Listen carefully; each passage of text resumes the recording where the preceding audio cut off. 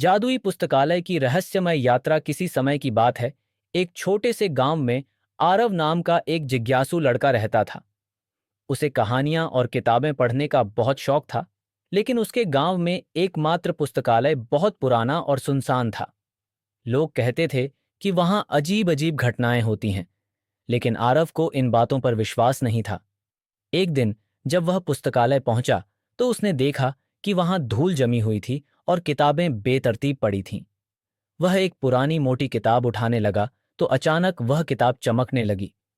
आरव ने जैसे ही किताब खोली, वह एक चमकदार रोशनी में गायब हो गया। जब उसने अपनी आंखें खोलीं, तो वह एक जादुई दुनिया में था। चारों ओर विशाल पेड़ थे, जिनकी शाखाओं पर किताबें लटक रही थीं। पेड़ों के बीच में एक सुंदर महल था।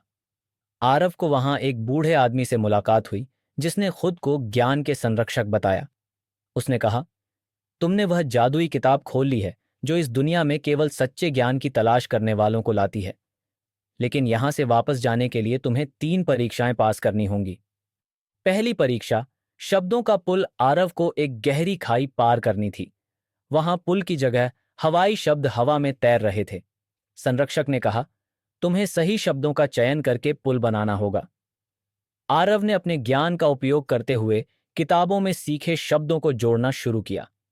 उसने सही शब्द चुने और एक मजबूत पुल तैयार हो गया।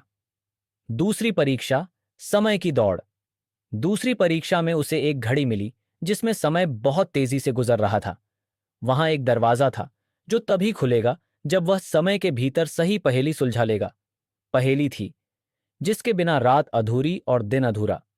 आरव ने सोचते हुए उत्तर दिया, सूरज और चांद। दरवाजा खुल गया।